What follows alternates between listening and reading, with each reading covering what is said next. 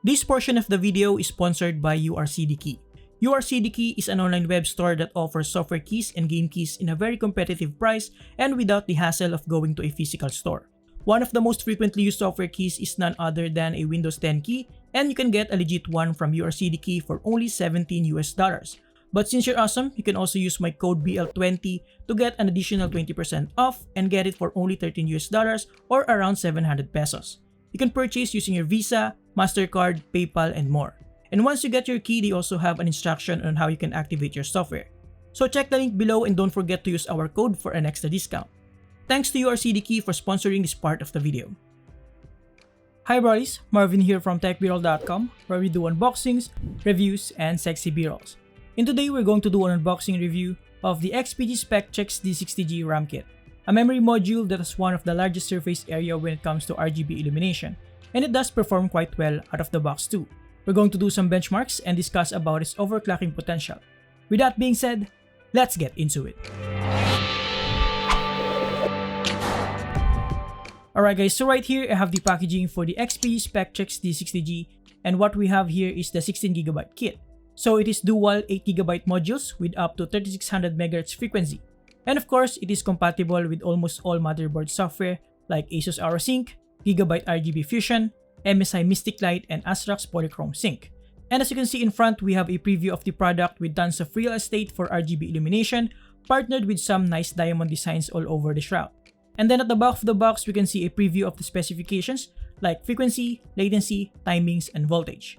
Now, let's see what comes in the package. Alright, so inside the box, of course, we have the memory modules themselves. And at first look, it definitely looks unique as you won't see any RAM kit out in the market with this massive plastic diffuser that actually spans across the entire module, especially including the bottom part. I also appreciate the design elements with the combination of different materials used, such as plastic and aluminum, and with different neutral colors as well that complements each other, alongside the edgy, polygonal diamond design. Aside from the design on both sides, we also have a subtle XPG logo on the top side. Overall, in terms of the design and construction, the XPG Spectrix D60G is absolutely gorgeous, and there's no denying that, like I said, it has one of the most unique design when it comes to memory modules. As for the specifications, what we have here again is a 16GB kit with up to 3600 MHz frequency with a cast latency of CL18 and timings of 20, 20, 42. Not the tightest timings but understandable, especially at its price point. Now looking deeper on its specifications for those of you who care, using the free Typhoon Burner software, you can see here the complete specifications, and what's important here in terms of overclocking potential is the manufacturer, which is Hynix, and the type of die, which is C-die. Usually Hynix is seen on most budget memory modules and is generally harder to manually overclock, but at this price point, this is no surprise. The XPG Spectrix D60G is actually one of the cheapest, if not the cheapest, 16GB 3600 MHz kit out in the market right now. On the other hand, a Samsung B-die is a much better option when it comes to overclocking flexibility, but those modules are significantly more expensive and are kinda hard to get as well. Now with all that being said, the question is, can the XPG Spectrix D60G actually perform, or is it just an eye candy? Let's find out with some benchmarks, shall we? But before that, it is worth noting that the performance of a RAM highly varies depending on a lot of conditions and parameters such as frequency, latency, timings, as well as motherboard compatibility and overall host system performance. As for our test system, I'll pop the complete specifications on the screen so that you can check it out. Alright, we'll start with the standard DOCP settings, which are essentially the same as Intel's XMP settings. The DOCP profile available for our RAM kit right here is 3600 MHz with 18, 20, 20, 42 DRAM timings and 1.35 volts.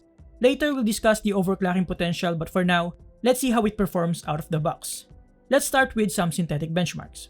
The XPG Spectrix D60G was able to battle it out against a couple of G.Skill Trident Z kits that I have.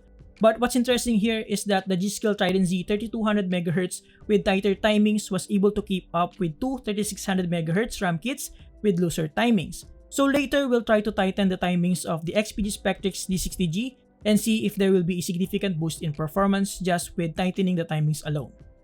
Now, in Cinebench R15 and R20, it is essentially the same story, with the RAM kit with the tighter timings edging the two RAM kits with higher frequencies. Now, in IDA64's memory benchmark, which measures the maximum achievable memory data transfer bandwidth on a system, the XPG Spectrix D60G performed well and almost on par with the G.Skill Trident Z Neo. As for the latency, again using the AIDA64's memory benchmark, which also measures the typical delay when the CPU reads data from the system memory, the XPG Spectrix D60G has the least amount of latency compared to the other kits that we have right here. And overall, if you look at the synthetic benchmarks, it's actually quite close, and in my opinion, any of these kits is a pretty decent option. Now let's move on to our real-world performance test, which is for gaming, and the results are actually quite interesting. The difference in performance vary depending on a particular game, and for the most part, all our RAM kits here perform quite similar to each other, except in CSGO where the G-Skill Trident Z with tighter timings perform significantly better, and in Call of Duty Warzone where the G-Skill Trident Z Neo falls significantly behind. Other than that, they are neck and neck with each other. And due to our initial results here, I got curious about how the XPG Spectrix D60G will perform once we try overclocking it or at least tighten the timings. So let's discuss briefly about overclocking. Now, overclocking a RAM is honestly one of the most tedious things you can do with your system because there's a lot of factors to consider for a successful overclock. And one of those factors is manufacturer, and like I said, a Hynix memory module is one of the hardest to overclock, and it was certainly the case here with our XPG Spectrix D60G. I spent lots of hours trying to overclock it using the DRAM calculator by 1ASMUS, but to no avail even with a slight adjustment to 3666 MHz. I can boot the system, but I cannot get it to stabilize even at 1.4 volts and following the exact same settings using the DRAM calculator. By the way, if you want to learn more about the DRAM calculator, Hardware Unbox made a tutorial on how to use it, which I will link down below, as well as the link where you can download the software. It is a super easy to understand tool and makes RAM overclocking much easier with lesser trial and errors, because overclocking a RAM involves a lot of trial and error, especially with manual timings and other sub-configurations. With that being said, after hours and hours of trying to overclock the XPG Spectrix D60G to a higher frequency, I ultimately gave up guys and decided to just try and tighten the timings with the same 3600 MHz frequency. And thankfully, I was able to do so using the safe preset of the DRAM calculator, and I was able to tighten it up to CL16 2020-36 at 1.4 volts. I'll pop the complete settings that I use on the screen so that you can check it out. Now, tightening up the timings even at the same 3600 MHz frequency actually yields significantly better results as you can see here. The XPG Spectrix D60G with 3600 MHz and manual timings of CL16 2020-36 was able to edge out all of our prior results in the synthetic benchmarks, which is actually cool and interesting. And even in Cinebench R15, R20, and AIDA64, it was able to match and even edge out our previous results.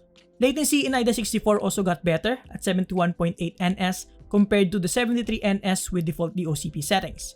As for gaming performance, again the same scenario, it depends on each particular game, but we can see a significant improvement in Call of Duty Warzone and in CSGO compared to its default DOCP settings. Now, in my opinion, the main takeaway when talking about overclocking for the XPG Spectrix D60G is that considering its price point, which is one of the cheapest out there, and having a Hynix C-Die which is known to be poor in overclocking anyway, we don't really have to expect much with this. And for most users, the DOCP settings of 3600 MHz and CL18 will do just fine and should provide you with decent performance and most importantly, a stable system. And I'm pretty sure that if you are an enthusiast and into overclocking, you'll be going for something with a Samsung B-Die chip anyway. Alright guys, with all the performance test results in, and before we end this video, let's talk about the RGB illumination, which is one of the strong points of the XPG Spectrix D60G and probably one of the reasons why you would consider this. So when it comes to customizing the lighting effects, you have two options. Either you download the XPG software or just use your motherboard software. I recommend the latter as the XPG software is quite basic and it actually looks almost exactly the same as my motherboard's Aura Sync.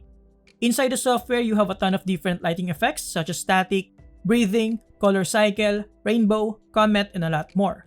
You can also adjust the colors, saturation, brightness, and even speed of the animation.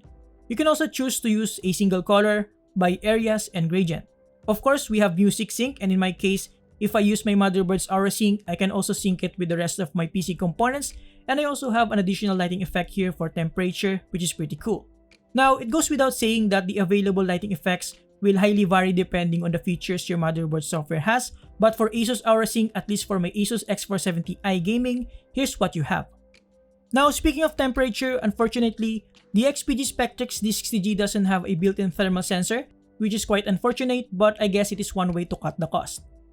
As for the quality of the RGB lighting itself, like I said, I think this is the most RGB illumination that I've seen on a RAM, and it looks absolutely beautiful.